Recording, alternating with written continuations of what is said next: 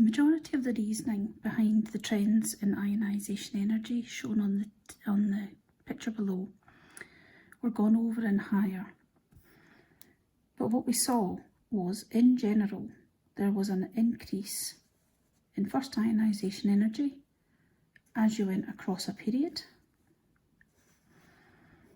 And as a general rule, that was the same, or that was true for all of the periods, certainly as far as we were looking. And also, we saw that as you go down a group, whether we're looking at the ones in blue, which are our noble gases, we saw a general downward trend, or for our alkali metals, although it's less steep, there was a general downward trend as well. But what wasn't taken into account when you plotted these in your notes was the fact that it's not a simple, nice, smooth trend. There are jumps and lumps within that trend, which are shown on this graph here. So as you can see, we've got the decrease as we head down the groups, and we've got the increase as we go across the periods. But at advanced higher, what we're interested in is why this is not a smooth line. Why do we get these steps down every so often? Well, we can explain that with the use of our atomic orbitals and the shells that we've been filling. If we compare this graph to the spectroscopic notation for these elements, we can start to see a pattern. If we have a look at where these peaks occur, we'll first have a look at the high peaks. So we have a high peak at helium, and then neon,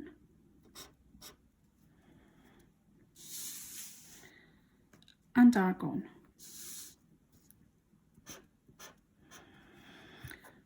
From higher, you know that that's because we have completed the first shell here.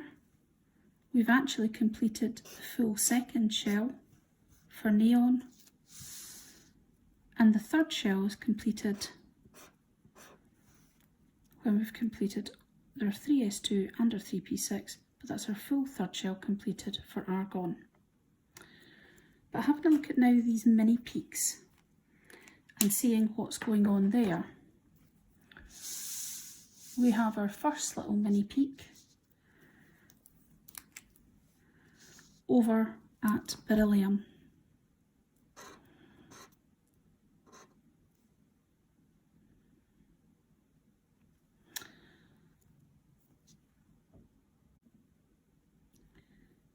Our second mini peak happens here for nitrogen.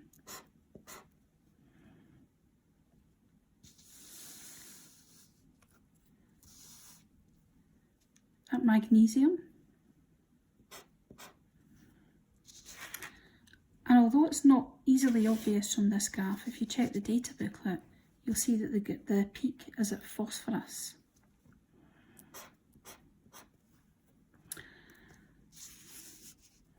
And we also have another one at calcium, which again is difficult to see because you can't then see the rest to see, is that a peak?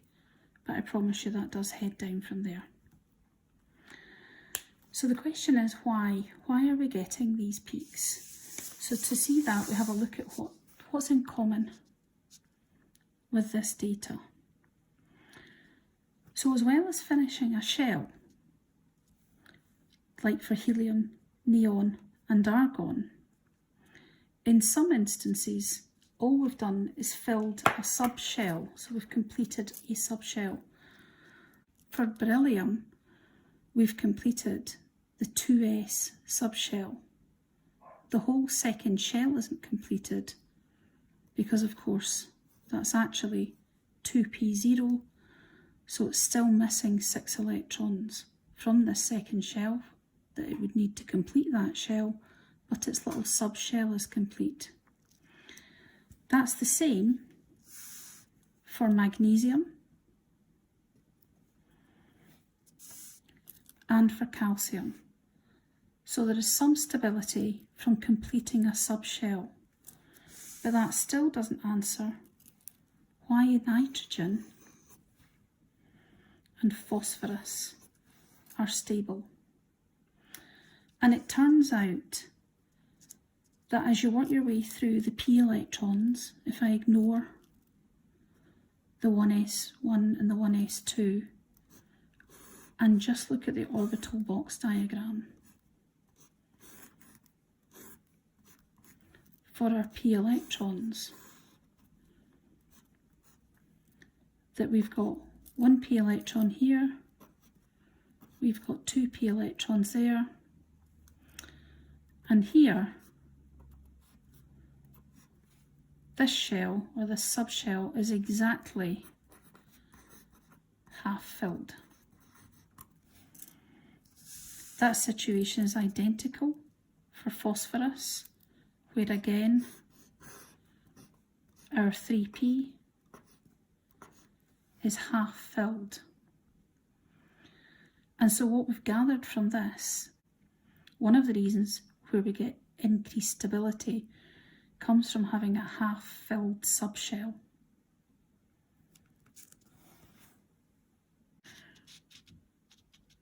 Looking at page 37, it says that the first ionisation energy of boron is lower than that of beryllium, and that can be explained by considering their electronic configurations. So beryllium, which is 1s2, 2s2, if we remove one electron, that would make beryllium plus, and we'd have an electronic arrangement of 1s2, 2s1. The delta H for that, from the data booklet for first ionisation energies, is kilojoules, 900 kilojoules per mole. For boron, that drops to 801 kilojoules per mole. And boron is going from 1s2, 2s2, 2p1, remove one electron for the first ionisation energy to make the boron plus ion, giving it an electronic configuration of 1s2, 2s2. Accordingly, removal of the outer electron from boron involves taking one electron from the 2p subshell, but with a beryllium atom, this electron comes from the full 2s subshell. So we have to break this full subshell, which means it's a bit more difficult to do, which is why the higher energy is required to do so.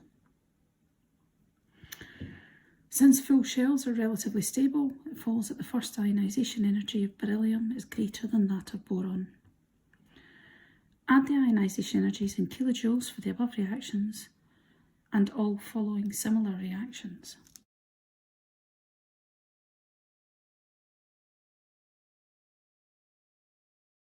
So we've done the first ones. What we've got here is 738 kilojoules per mole, 578 kilojoules per mole,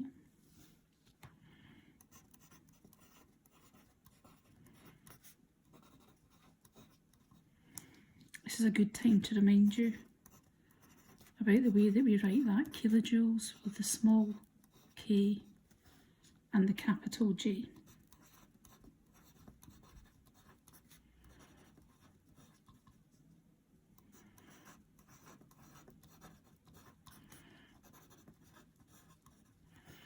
Okay, hopefully you know where I got those numbers from. They're all in the data booklet under first ionisation energies. So, if we have a look at this next one for magnesium and aluminium, a similar argument can be used to explain the higher first ionisation energy of magnesium compared to aluminium. What we don't have here is the spectroscopic notation for this. So we're going to need to fill that in. So if we remove one electron from magnesium, we'll get magnesium plus. It'll be one electron from here we'll lose, so that will become 1s2, 2s2, 2p6, 3s2. This is where I wish I'd moved these numbers over slightly. Aluminium is 1s2, 2s2, 2p6, 3s2 when it becomes the ion. So that will be aluminium plus.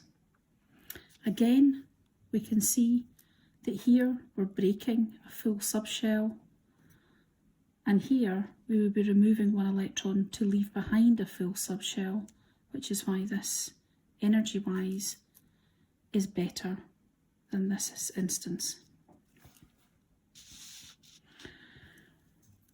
If we have a look at nitrogen, and we go from nitrogen to nitrogen plus, again, we're not, although in this instance we're not breaking a full subshell, we are going to break this half subshell, which I had described as having special stability. So then the change from nitrogen to N plus, we're going to lose 1 from that half filled shell to go to 2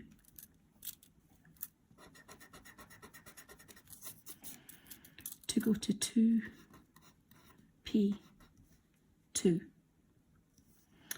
For oxygen, the situation is that instead of going or breaking this half-filled shell, we are making this half-filled shell. So our ionisation energy is lower for oxygen than for hydrogen. For phosphorus, and now what's missing, we've got all of our configurations missing. So we've got 1s2, 2s2, 2p6, 3s2, 3p3. When we change from that, losing an electron, we go to 1s2, 2s2, 2p6, 3s2, I can't fit that in,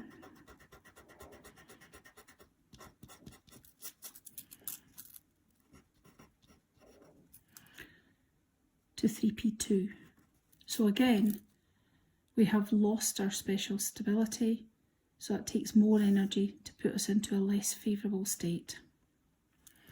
With sulphur, we have 1s2, 2s2, 2p6, 3s2,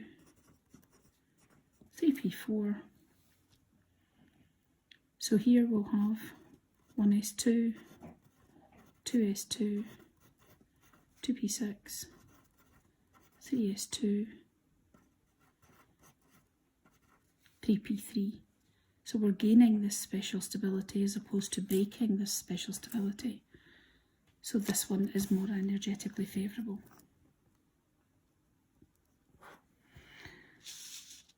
Likewise, the relative values of the first, second and subsequent ionisation energies can be explained in terms of the stabilities of the electronic configurations from which the electrons are removed. For example, the sodium atom has an electronic configuration 1s2, 2s2, 2p6, 3s1, and the first ionisation of energy of sodium is small because you're removing this one electron, which will leave behind this full shell.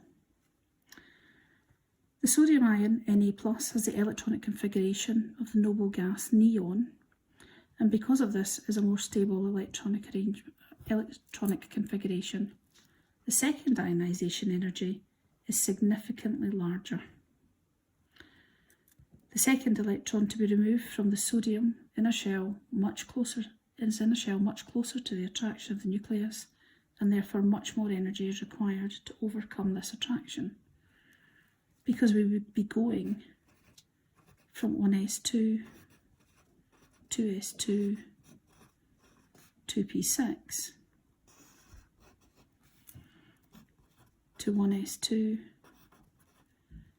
2s2, 2p5 for that second ionisation energy, taking us from sodium to sodium 2+ and another electron.